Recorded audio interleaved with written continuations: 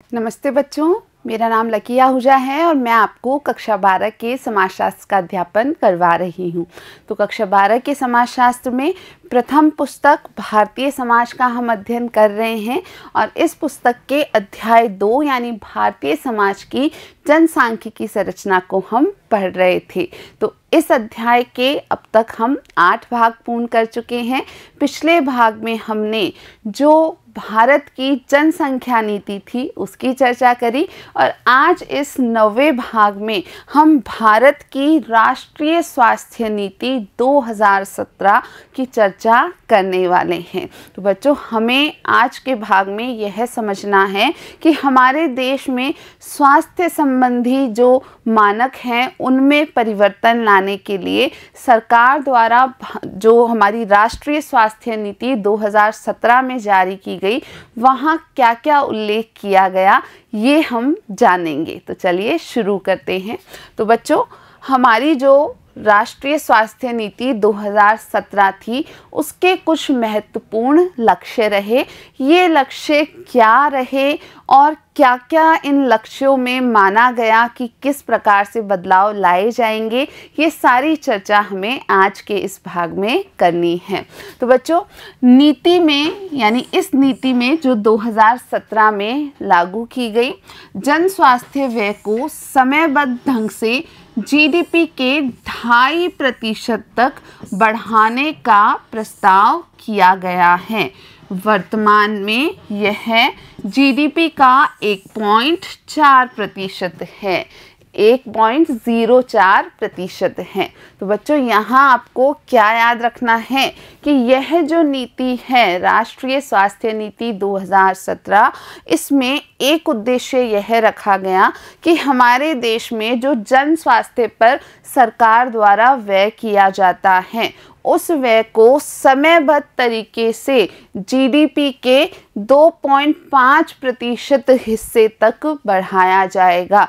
2017 में यह बताया गया कि वर्तमान में यानी 2017 में यह जो व्यय था यानी जन स्वास्थ्य पर कुल जीडीपी में से जो व्यय था वो 1.04% था। तो सरकार ने यह घोषणा की कि इस व्यय को यानी जन स्वास्थ्य पर जो खर्च किया जाता है उसे जीडीपी के लगभग 2.5% हिस्से तक धीरे धीरे बढ़ाया जाएगा। जो दूसरा उद्देश्य था वो ये था कि जन्म के समय जीवन प्रत्याशा को 67.5 वर्ष से बढ़ाकर वर्ष 2025 तक 70 वर्ष करना। तो इस जन स्वास्थ्य नीति का दूसरा उद्देश्य यह था कि हमारे यहाँ हमारे देश में जो जन्म के समय जीवन प्रत्याशा है वो 67.5 वर्ष है। तो इस जीवन प्रत्याशा को 67.5 वर्ष से बढ़ाकर 2025 तक 70 वर्ष लेकर आया जाए और इसके लिए यह सत्य है कि चिकित्सकीय सुविधाओं को बेहतर बनाने का प्रयास किया जाएगा।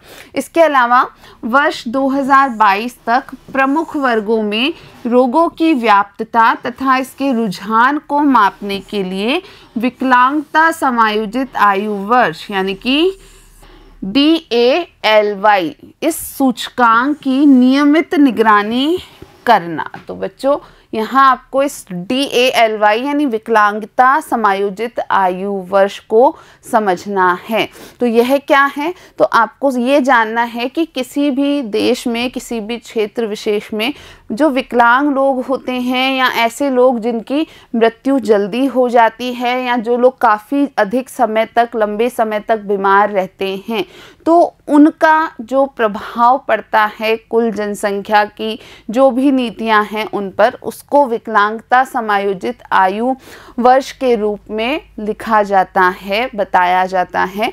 तो सरकार ने इस स्वास्थ्य नीति में यह भी माना कि वर्ष 2022 तक जो भी हमारे देश के प्रमुख वर्ग हैं वहाँ रोगों की व्याप्तता कितनी है, कितना रुझान है कि लोग किसी भी रोग से ग्रसित हो सकते हैं और इसके लिए DALY सूचकांक की नियमित गणना और इसकी नियमित निगरानी के बारे में सोचा गया है। यह माना गया है कि यह सूचकांक लगातार प्राप्त करके इसकी निगरानी की जाएगी। इसके अलावा वर्ष 2025 तक राष्ट्रीय और उपराष्ट्रीय स्तर पर कुल प्रजनन दर यानी टोटल फर्टिलिटी रेट यानी TFR जिसे हम कहते हैं उसे घटाकर 2.1 पर लाना। हमने यह देखा था कि 2001 के जो आंकड़े हैं वो बताते हैं कि हमारे देश में जो कुल प्रजनन दर है TFR है वो 2.7 हो गई है। अब इस स्वास्थ्य नीति में यह एक उद्देश्य रखा गया कि वर्ष 2025 तक राष्ट्रीय स्तर पर और उपराष्ट्रीय स्तर पर इस टोटल फर्टिलिटी रेट को TFR को या कुल प्रजनन दर को घटाकर 2.1 लेकर आना है। ठीक है।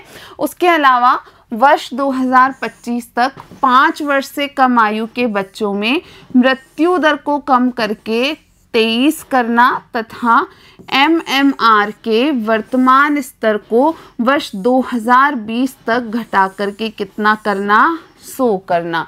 तो बच्चों यहाँ बहुत महत्वपूर्ण बिंदु आपको ध्यान रखना है कि 2025 तक का यह उद्देश्य बनाया गया है कि 5 वर्ष से जो कम आयु के बच्चे हैं उनमें मृत्यु दर को कम करके इस आंकड़े को 23 तक लेकर आना है। इसके अतिरिक्त जो MMR है जिसको हम मदर मोर्टेलिटी रेट कहते हैं, जो मातृ मृत्यु दर है, उसके भी जो स्तर हैं उसमें कमी लाने की घोषणा की गई। यह उद्देश्य रखा गया कि 2020 तक ही इसे घटाकर 100 कर दिया जाए। आप जानते हैं कि ये जो स्वास्थ्य नीति है इसे 2017 में लागू किया गया, तो 2020 के लिए उद्देश्य रखा गया कि जो MMR है उसका आंकड़ा 100 पर लाया जाएगा। उसके अलावा नवजात शिशु मृत्यु दर यानी कि जो जन्म लेते हैं बच्चे, जो नवजात बच्चे हैं, उन शिशुओं की जो मृत्यु दर है उसको घटाकर 16 करना तथा मृत जन्म लेने वाले बच्चों की दर को वर्ष 2025 तक घटाकर 1 अंक में लाना। तो यहाँ स्पष्ट है कि अभी तक ये जो संख्या थी वो 2 अंकों में आ रही थी, यानी जो बच्चे मृत जन्म लेते हैं उनकी संख्या को 2025 तक 1 अंक में लाने का जो उद्देश्य है वो भी यहाँ शामिल किया गया है। यह सब कैसे संभव है कि कैसे ये आंकड़े आखिर घटाए जाएंगे, कैसे यह वास्तविकता में किया जाएगा, तो इस पर स्पष्ट किया गया है कि जैसे जैसे जन स्वास्थ्य की सुविधाओं को बढ़ाया जाता है इन सभी आंकड़ों में कमी आना स्पष्ट रूप से ही निर्धारित होती है।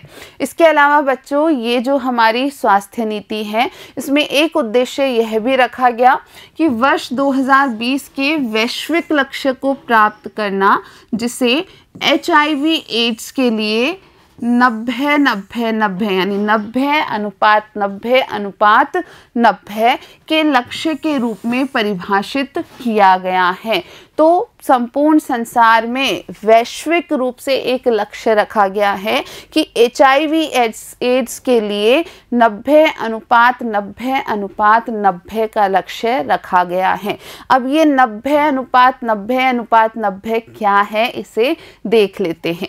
अर्थात HIV पीड़ित सभी 90% लोग अपनी HIV स्थिति के बारे में जानते हैं। तो पहला जो 90 है वो यह प्रदर्शित करता है कि HIV से ग्रसित जितने भी लोग हैं उनमें से, पीड़ित लोगों में से 90% जो लोग हैं वो अपनी HIV स्थिति के बारे में जानकारी रखते हैं, वे यह चीज़ जानते हैं कि वे HIV से ग्रसित है। यह उद्देश्य रखा गया है। उसके अलावा सभी 90% HIV संक्रमण से पीड़ित लोग स्थायी एंटी रोट्रोवायरल चिकित्सा, जो एंटी रोट्रोवायरल चिकित्सा है उस एंटी रोट्रोवायरल चिकित्सा को प्राप्त करते हैं। तो पहला जो 90 था वो ये इस दर्शाने के लिए था कि जो HIV से ग्रसित लोग हैं उनमें से 90% लोग अपनी इस स्थिति के बारे में जानते हैं। दूसरा 90 किस लिए था कि HIV से पीड़ित जो लोग हैं उनमें से 90% लोग इसके लिए एंटीरोट्रोवायरल चिकित्सा प्राप्त कर रहे हैं तथा एंटीरोट्रोवायरल चिकित्सा प्राप्त करने वाले सभी 90% लोगों में वायरल रोकथाम होगा। तो यह भी उद्देश्य रखा गया है कि जो 90% लोग इस एंटीरोट्रोवायरल चिकित्सा को प्राप्त कर रहे हैं उनमें से भी 90% लोगों में वायरल रोकथाम हो पाएगी, यह सुनिश्चित किया जाएगा। तो यह एक 90:90:90 का उद्देश्य HIV पीड़ित लोगों के संदर्भ में रखा गया है। उसके अलावा क्षय रोग के नए स्पुटम पॉजिटिव रोगियों में 85% से अधिक की इलाज दर को प्राप्त करना। तो क्षय रोग के जितने भी नए स्पुटम पॉजिटिव रोगी आते हैं तो उन सभी रोगियों में 85% से अधिक की इलाज दर को प्राप्त करना और उसे बनाए रखना तथा नए मामलों में कमी लाना ताकि वर्ष 2025 तक इसे समाप्त किया जा सके। तो क्षय रोग को समाप्त करने का एक उद्देश्य रखा गया है कि 2025 तक इस बीमारी को, इस रोग को समाप्त किया जा सके और उससे पहले तक जो कुल लोग ग्रसित हैं इस रोग से उनमें से 85% लोगों को किसी न किसी प्रकार से उनका सही प्रकार से इलाज हो सके, यह उद्देश्य रखा गया है। इसके अलावा वर्ष 2025 तक दृष्टिहीनता की व्यापकता को घटाकर 0.25/1000 करना तथा रोगियों की संख्या को वर्तमान स्तर से घटाकर 1/3 करना। तो यह भी एक उद्देश्य हमारी स्वास्थ्य नीति में घोषित किया गया कि 2025 तक जो दृष्टिहीनता की हमारे देश में व्याप्तता है उसे घटाना और सिर्फ 0.25% मामले 1000 लोगों पर हो, इस चीज़ को सुनिश्चित करना और इसके अलावा रोगियों की संख्या को वर्तमान स्तर से घटाकर यानी आज जितनी संख्या दृष्टिहीन लोगों की है उस संख्या को वर्तमान स्तर से कम करके उसके 1/3 तक ही सीमित कर देना। इसके अतिरिक्त हृदय वाहिका रोग, कैंसर, मधुमेह या सांस के पुराने रोगों से होने वाली अकाल मृत्यु को वर्ष 2025 तक घटाकर 25% करना। तो बच्चों ये जो रोग हैं ये काफ़ी गंभीर रोग माने जाते हैं। हृदय वाहिका के रोग, कैंसर, मधुमेह या सांस से संबंधित जितने भी पुराने रोग होते हैं इन सभी रोगों के कारण लोगों की अकाल मृत्यु हो जाती है। तो इन रोगों से जो अकाल मृत्यु हो रही हैं उन्हें यह माना गया कि 2025 तक घटाकर वर्तमान का 25% ही कर दिया जाएगा। इसके अतिरिक्त 2025 तक सार्वजनिक स्वास्थ्य सुविधाओं का उपयोग मौजूदा स्तर से 50% बढ़ाना। यानी इसका अर्थ है कि यह उद्देश्य रखा गया है कि 2025 तक जो सार्वजनिक स्वास्थ्य सुविधाओं का उपयोग है उसे आज के स्तर से लगभग 50% तक बढ़ाया जाएगा। इसके अलावा प्रसव पूर्व देखभाल कवरेज 90% से ऊपर और जन्म के समय कुशल उपस्थिति 2025 तक 90% से अधिक हो, यह भी उद्देश्य रखा गया है। तो बच्चों यहाँ आपको समझना है कि जो प्रसव पूर्व देखभाल है वह लगभग 90% महिलाओं को प्राप्त हो सके, यानी 90% से अधिक कवरेज करना प्रसव पूर्व देखभाल के मामले में, यानी प्रसव के दौरान, गर्भकाल के दौरान जो भी उचित चिकित्सकीय सलाह या जो भी उचित चिकित्सकीय समाधान या उपचार आवश्यक होते हैं वो 90% से अधिक कवरेज उसकी हो सके। और उसके अलावा जन्म के दौरान कुशल उपस्थिति 2025 तक तक 90% से अधिक हो, यानी जब बच्चे का जन्म हो रहा हो उस समय एक कुशल व्यक्ति वहाँ पर उपलब्ध हो, एक कुशल चिकित्सा कर्मी वहाँ उपलब्ध हो और बच्चे का जन्म सुरक्षित तरीके से कराया जा सके, इस स्थिति को भी 90% से अधिक के लक्ष्य के साथ रखा गया है। इसके अलावा 2025 तक 1 वर्ष की आयु के नवजात शिशु 90% से अधिक पूरी तरह से प्रतिरक्षित हों। तो बच्चों, यह भी उद्देश्य हमारी स्वास्थ्य नीति में रखा गया है कि 2025 तक 1 वर्ष की आयु के जो नवजात शिशु हैं उनमें से 90% से अधिक पूरी तरीके से प्रतिरक्षित हो, यानी उनका पूर्ण टीकाकरण 1 वर्ष के दौरान हो गया हो। इसके अलावा 2025 तक राष्ट्रीय और उपराष्ट्रीय स्तर पर 90% से ऊपर परिवार नियोजन की आवश्यकता को पूरा करना 2025 को यहाँ एक मुख्य आधार माना गया। 2025 तक कई सारे लक्ष्यों को घोषित किया गया है और यहाँ यह माना गया है कि 2025 तक राष्ट्रीय और उपराष्ट्रीय दोनों स्तरों पर 90% से ऊपर परिवार नियोजन की जो आवश्यकताएं हैं उन्हें पूर्ण किया जा सके। इसके अलावा घरेलू स्तर पर ज्ञात उच्च रक्तचाप और मधुमेह, ये दोनों जो बीमारियां हैं ये घरेलू स्तर पर ज्ञात लोग होते हैं, यानी लोगों को पता होता है कि उन्हें उच्च रक्तचाप है, मधुमेह, और वे घर में अपना इलाज ले रहे होते हैं और घर पर ही रह रहे होते हैं। तो इनसे ग्रस्त लोगों को 2025 तक 80% नियंत्रित रोग की स्थिति में लाना, यानी ऐसे लोग जो घर पर ही दवाइयों का सेवन कर रहे हैं, अपने उच्च रक्तचाप और मधुमेह जो बीमारियां हैं, यानी डायबिटीज़ और हाई ब्लड प्रेशर की जो बीमारी है, इनसे ग्रसित लोगों को 2025 तक 80% नियंत्रित रोगों की स्थिति में लेकर आने का उद्देश्य भी रखा गया है। इसके अतिरिक्त बच्चों, वर्तमान तंबाकू के उपयोग को 2020 तक 15% और 2025 तक 30% तक घटाना, यह उद्देश्य भी रखा गया है कि जो तंबाकू का उपयोग किया जा रहा है उसे 2020 तक 15% घटाना और 2025 तक 2017 की तुलना में 30% तक घटाना। 2025 तक 5 वर्ष से कम आयु के बच्चों में स्टंट करने के प्रचलन में 40% की कमी लाना, यह भी एक उद्देश्य के रूप में रखा गया है हमारी स्वास्थ्य नीति में कि 5 वर्ष से कम आयु के बच्चे यदि वे स्टंट करने का प्रचलन करते हैं, यानी जो प्रचलित चीज़ें उन्हें नज़र आ रही हैं उन्हें देख करके स्टंट करते हैं, तो उनकी ये जो स्टंट करने का प्रचलन है इस स्थिति को बदलना और इसमें 40% की कमी लेकर आना। इसके अलावा 2020 तक सभी के लिए सुरक्षित पानी और स्वच्छता तक पहुंच की सुविधा उपलब्ध करवाना, यानी 2020 तक सभी लोगों को पीने के लिए सुरक्षित पानी प्राप्त हो सके और उनके आसपास जो पानी हो वो स्वच्छ हो, यह सुनिश्चित करने का भी उद्देश्य रखा गया है।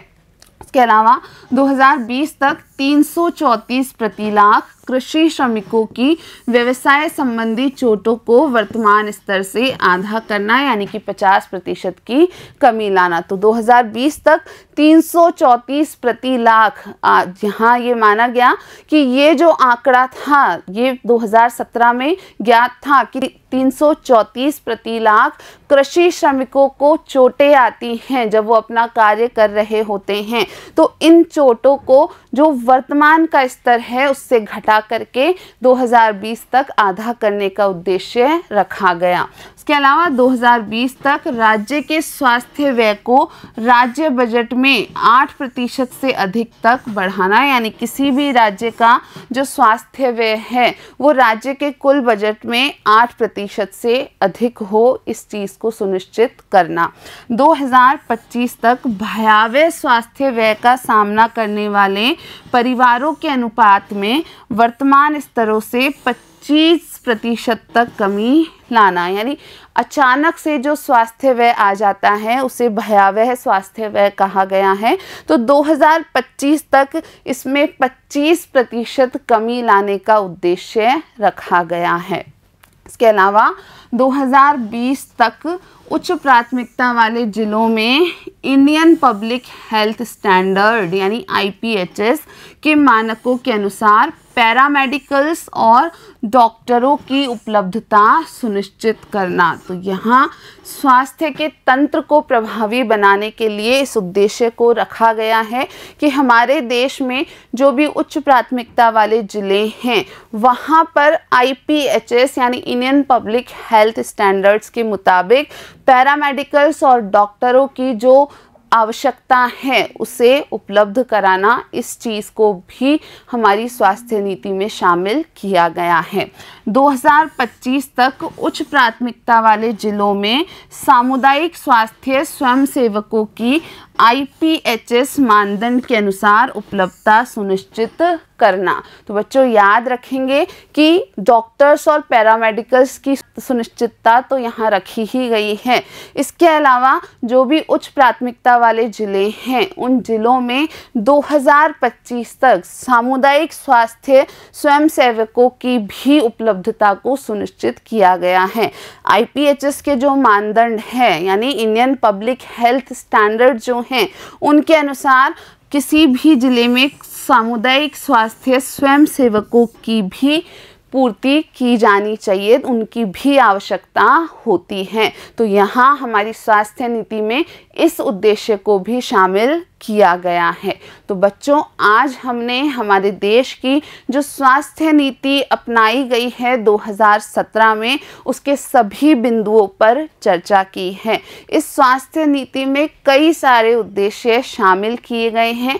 यह सत्य है कि सभी उद्देश्यों की 100% पूर्ति संभव नहीं होती है और आपने देखा कि इनमें से कई उद्देश्य जो थे वो 2020 के अनुसार बनाए गए थे और कई या अधिकतर उद्देश्य 2025 को आधार मानकर बनाए गए हैं।